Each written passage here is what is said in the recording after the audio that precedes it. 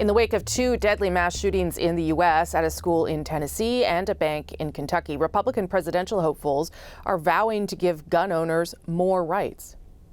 This is not a gun problem. This is a mental health problem. This is a social problem. This is a cultural problem. This is a spiritual problem. Former President Donald Trump addressed the crowd at the National Rifle Association's annual meeting on Friday. This isn't the first time the NRA's conventions take place just after an American city is in mourning. It happened also last year after the school shooting in Uvalde, Texas. Craig Greenberg, is the mayor of Louisville, Kentucky. I spoke to him about his calls for change from all levels of government after a mass shooting in his city left 5 people dead earlier this week.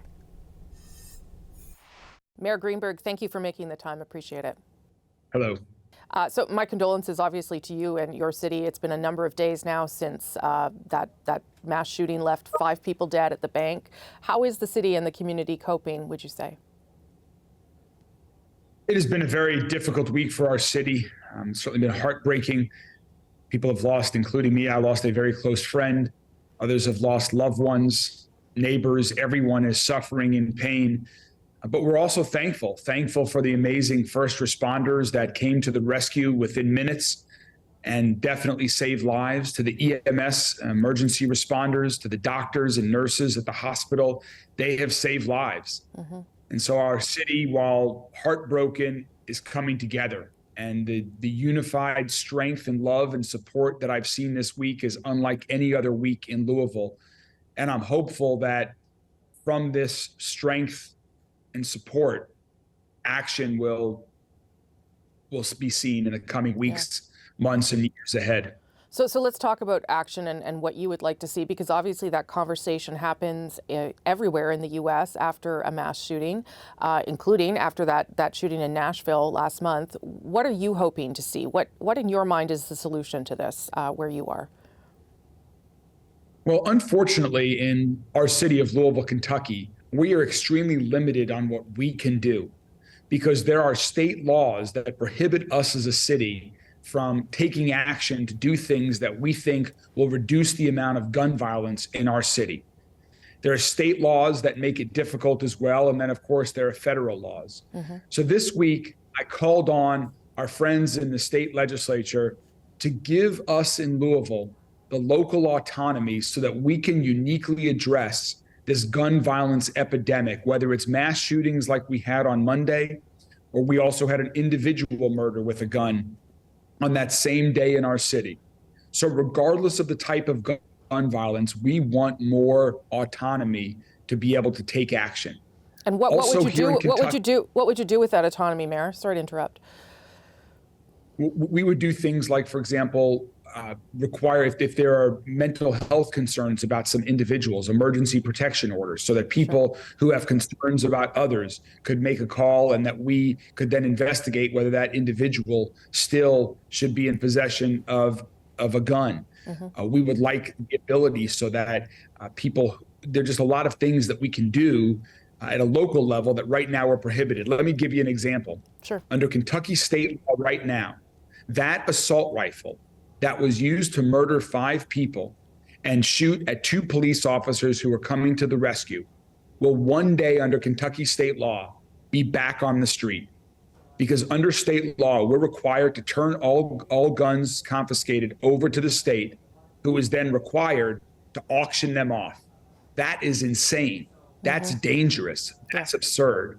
At a minimum, we need the ability to destroy these weapons that are either illegally on the street or that are confiscated or used to commit a violent crime, so that a weapon that's used to kill somebody or hurt somebody can never be used to do that harm again. That is just the bare minimum. Mm-hmm. We need to do even more than that to prevent gun violence from happening in the first place. What is the logic behind a law like that requires the state to auction off a weapon that has been used to murder people? What is your understanding of why that's in place? I have no clue. It makes no sense to me. I do know that the proceeds of those auctions are used to provide equipment and resources to police departments. And I certainly strongly support providing our police departments and other first responders with all of the resources that they need to keep us safe. That is a top priority of government. We will make sure that they have the resources they need. We don't need to be recycling criminally used guns to end up back on the street. You said off the top that you knew one of the victims personally, but I also know that you yourself were, you survived a shooting yourself last year, I believe. So how has that affected your outlook as a politician on this issue? Well, the second I saw what was going on, my heart sunk. It sunk because it took me back to the shooting in my campaign office just over a year ago, where somebody shot 6 times directly at me from very close range. And I was thinking about how fortunate I am to still be here and hoping that everyone was as fortunate as I am. Unfortunately, as we now know, that's not the case. But we just have far too much, whether it's an individual shooter, whether it's a mass shooting, whether it's a shooting that takes place far too often on the streets of our city and other cities across America. We've got to act. And so reducing gun violence has been a top priority of mine since I became mayor. We have started to take actions to do things that we are permitted to do under Kentucky state law. But as I mentioned, we're handcuffed.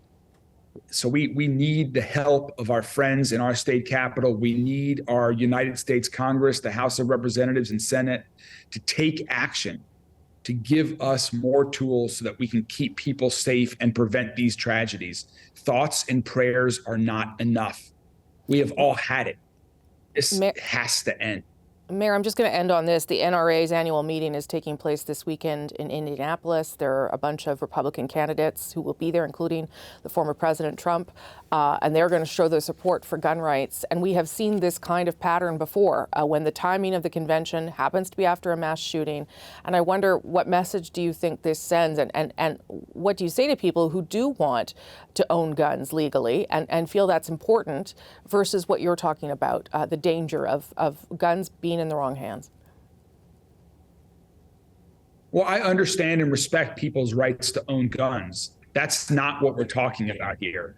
I'm not looking to limit people's abilities to hunt, people's abilities to own weapons. What we're focused on is ensuring that people who do own guns are in the right mind to have those guns, that people use their guns safely. We're going to encourage safe storage of those weapons, and if people's mental health conditions change, that we should assess their ability to have guns. These are just some of the many things that we should be looking at and we should be taking action on to make our cities, our country, safer than it is today.